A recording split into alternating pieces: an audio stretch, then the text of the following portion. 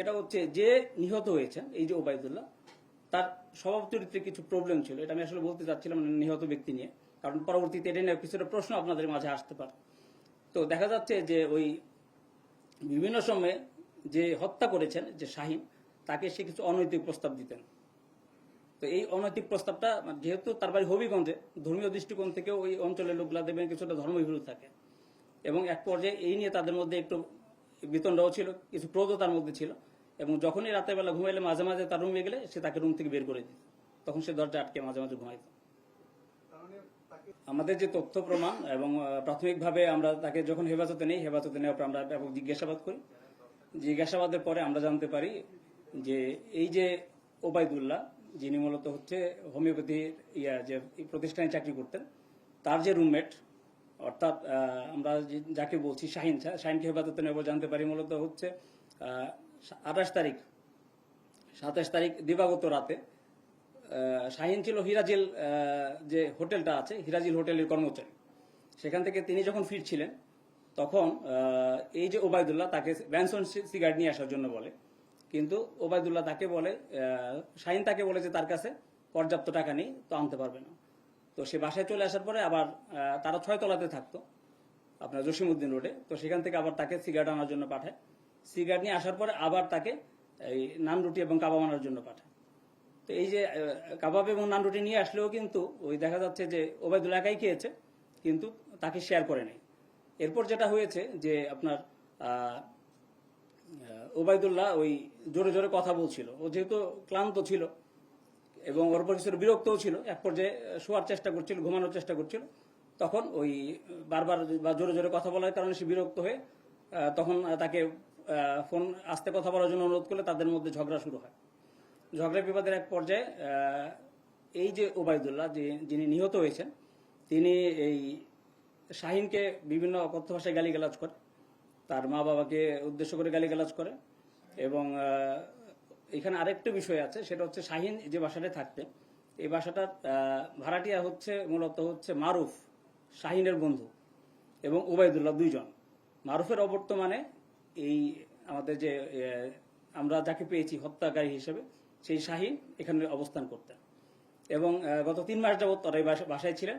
এবং এই তর্ক বিতর্কের এক পর্যায়ে তাদের দুজনের মধ্যে তীব্র বাদানুবাদ হয়, এবং এক পর্যায়ে এই আমাদের যে ডিসিস্ট, তিনি ওই তার যে কাপড় চোপড় যেগুলো আছে ধোয়ার জন্য গোসলখানায় কাপড় ধোয়ার জন্য গেলে, কাপড় ধোয়া শুরু করলে ওই রাগে ক্ষোভে এই যে হত্যাকারী শাহিন, সে আসে এবং উপর্যুপরি তাকে ওই ঘাড়ে এবং গলায় চাপা দিয়ে কোপায়, এবং পরবর্তীতে নিজে বাঁচার জন্য এটাকে বিভিন্ন অংশে খণ্ড করে একটি অংশ আপনারা জানেন যে নয়াপল্টনের এখানে আনন্দ কমিউনিটি সেন্টারের বিপরীতে 2টি হাত ও ফেলেছিল আপনাদের বায়তুল মোকাররমের একটি গেটের পাশে, একটি পা ফেলেছিল আপনার কমলাপুর রেল স্টেশন সংলগ্ন একটা এলাকাতে, তারপর মাথাটা ফেলেছিল হচ্ছে আপনাদের উটের খামার যেটা আছে এখানে মতিঝিলে কমলাপুরে, ওইখানে আপনারা জানেন যে ময়লা বোঝাই কন্টেনার থাকে, সেই কন্টেনারে ফেলেছিল।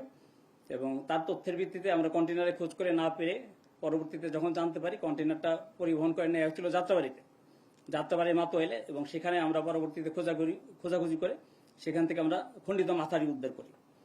এবং পরবর্তীতে আরো জিজ্ঞাসাবাদে যখন জানতে পারি যে বাকি অংশগুলো কোথায় আছে, তখন সে জানায় যে এই বাকি অংশগুলো আপনার আমিন বাজার সালেপুর ব্রিজ থেকে সে ফেলেছে। এবং পরবর্তীতে সেখান থেকে আমরা অভিযান অব্যাহত রেখেছি। একটি অংশ আমরা ইতিমধ্যে পেয়েছি, আর একটা অংশের সন্ধানে অভিযান অব্যাহত আছে।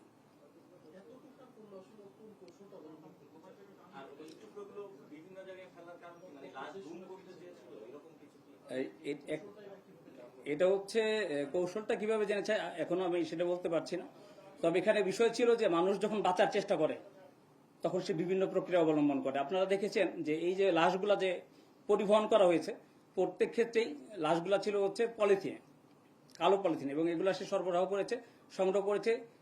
সে যে হোটেলে চাকরি করতো হিরাজিল থেকে, সে মাঝে মাঝে এনে এগুলা সংগ্রহ করে রেখেছে বাসায় তার বিভিন্ন প্রয়োজনের জন্য, এবং এগুলা দিয়ে সে লাশগুলা বিভিন্ন যে পরিবহন করেছে। এখন আমরা প্রথমত সে যে হত্যাকাণ্ডে জড়িত, প্রাথমিকভাবে আমরা সিসিটিভির যে ফুটেজ পাই, বিশেষ করে এই আনন্দ কমিউনিটি সেন্টার বিপরীতে যে পাটা রাখা হয়, যে সময়ের যে ফুটেজটা আমরা দেখি সেখানে দেখা যায় একটা সাইকেল যুগে কেবাকার একটা ফুটেজ রাখছে, একটা ছেলেকে দেখা যায়।